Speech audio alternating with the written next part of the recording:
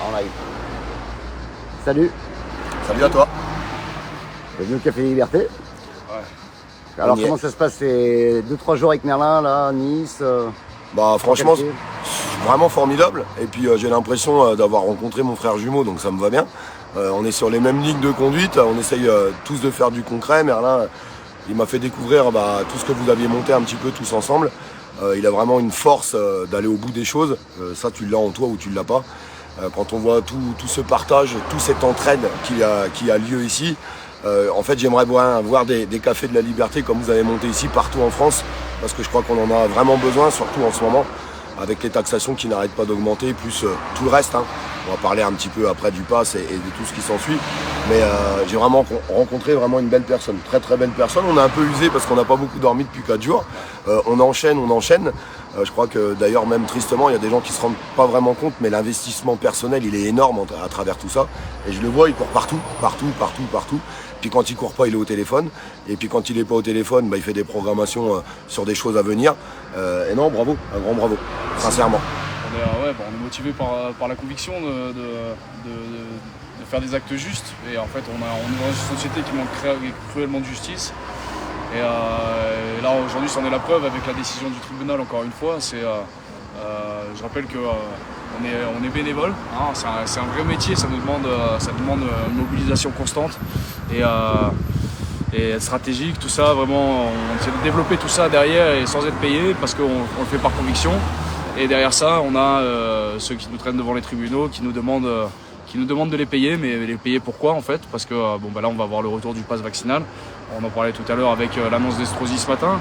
Donc en fait la question va se reposer, pourquoi on paye des services publics, étant donné qu'on n'a plus accès aux services publics, quoi. On ne peut plus aller au cinéma, on ne peut plus aller à la piscine, tout ça. Donc nous on propose tout ça. On va lancer les diffusions cinématographiques très rapidement pour que les gens puissent avoir une salle de cinéma sans passe sanitaire. On a ici un salon de thé, snacking de la Résistance où il n'y a pas besoin de passe sanitaire. On fait pas de différenciation en fonction du statut sérologique. C'est une réelle apartheid qui a lieu, mais qui est validée par un gouvernement qui utilise le prétexte d'une crise sanitaire pour instaurer un climat de peur et pouvoir soumettre la population. Donc voilà, c'est très simple. C'est des techniques d'ingénierie sociale qui sont là pour manipuler une population qui se laisse de plus en plus faire parce qu'elle a été traumatisée par la répression. Ici, ce qu'on propose, c'est une solution alternative à tout ça, c'est-à-dire on ne va pas leur demander quoi que ce soit, on fait tout simplement, et c'est eux qui viennent avec toutes leurs revendications, c'est eux qui se transforment en manifestants et qui nous demandent d'arrêter ce qu'on fait.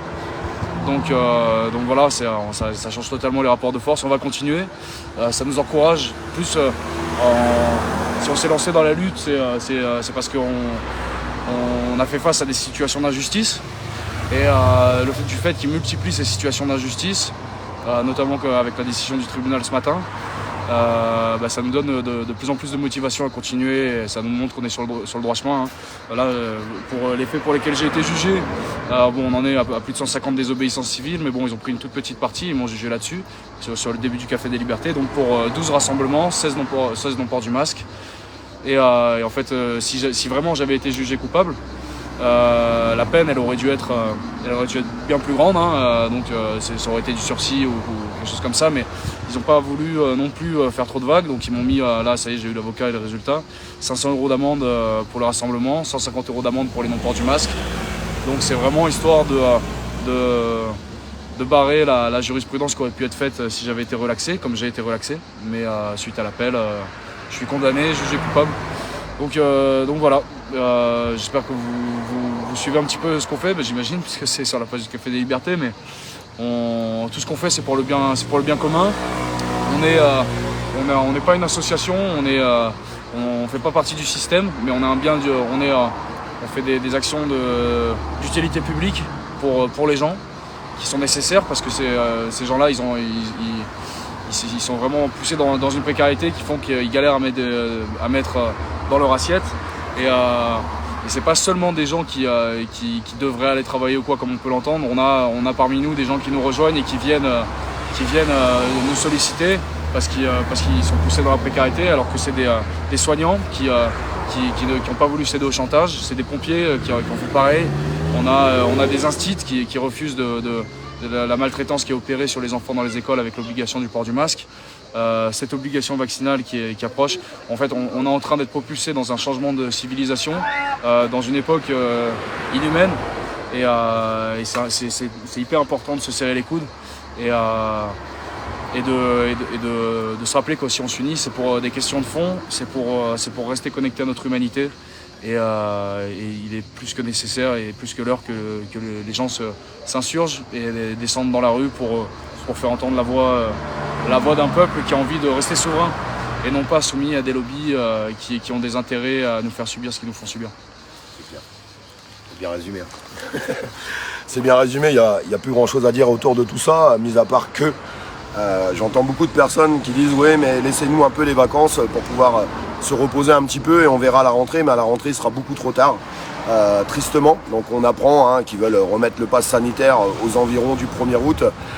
C'est pas étonnant, on s'en doutait un petit peu, mais il y a plein de gens qui sont pas aussi convaincus que nous. Il va falloir voir ce qu'il va y avoir dans ce texte. On sait que le Parlement européen a travaillé sur une doctrine de vaccination pour les enfants, en la rabaissant en plus jusqu'à l'âge de 6 ans.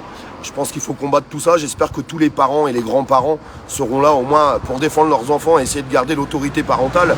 Parce qu'en fait, on est en train de nous enlever l'autorité parentale à travers tout ça.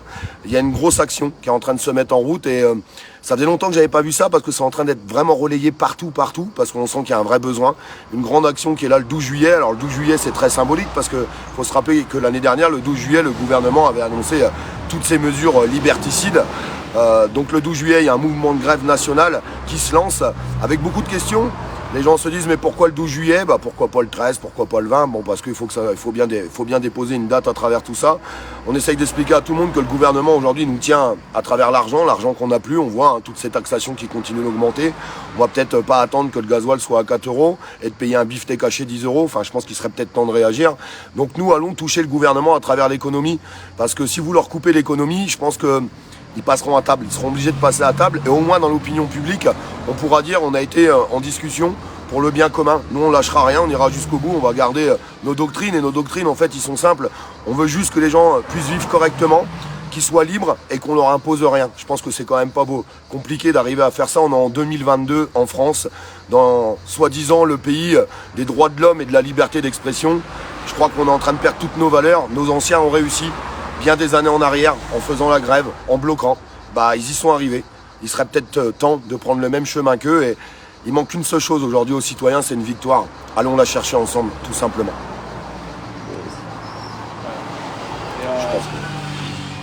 Et la désobéissance civile, c'est un magnifique outil aussi, avec les deux piliers qui sont le pacifisme et le dérisionnisme. Tourner tout ça en dérision en fait, parce que en fait, quand le cadre de la loi ne permet plus de vivre dignement, c'est le devoir du peuple que de s'insurger, article 35 de la Constitution, de la Déclaration des droits de l'homme, pardon. Et donc voilà, nous on va continuer à faire tout ça. On a vraiment développé des espaces de quoi accueillir du monde ici sur Port-Calquier. On loge des gens gratuitement. On les nourrit aussi on a un système de récupération de nourriture. Donc on est vraiment une grosse équipe mobilisée, on a besoin de monde, on a besoin de bras pour mettre en place le monde de demain qu'on a envie de voir pour nos enfants. Là en gros, la montée du totalitarisme, elle va arriver à sa phase la plus hard, donc avec l'instauration de ce passeport vaccinal on a beaucoup de gens qui fraudaient avec le pass sanitaire et là ça va plus être possible en fait avec le passeport vaccinal. C'est ça qu'il faut bien avoir en tête, c'est que là ça c'est l'arme ultime qu'ils ont de contrôle sur la population et qu'ils vont pas s'arrêter là et que la seule manière de les arrêter c'est par une mobilisation de masse et elle est plus que nécessaire, elle est vitale si on veut pouvoir se regarder dans le miroir et se tenir debout devant les générations futures, quoi. C'est vraiment nécessaire.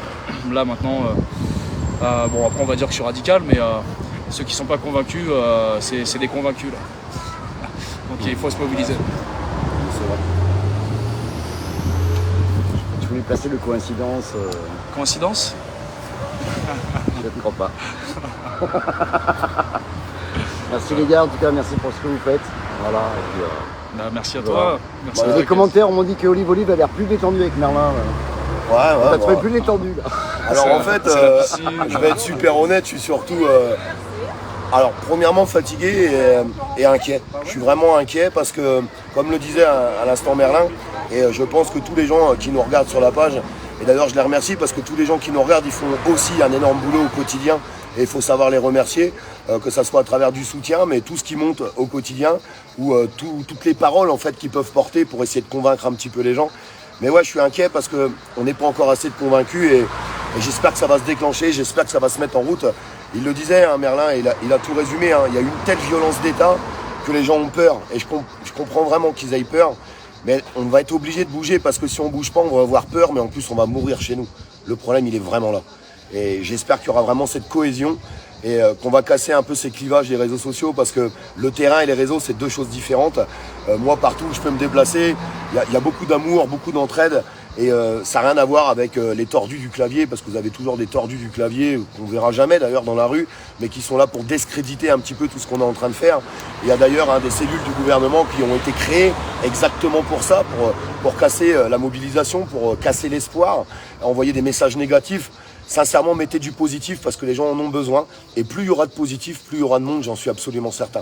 Mais si on s'enterre dans le négatif, ça donnera l'envie à personne de bouger et de faire des opérations comme on est en train de monter pour le 12 juillet.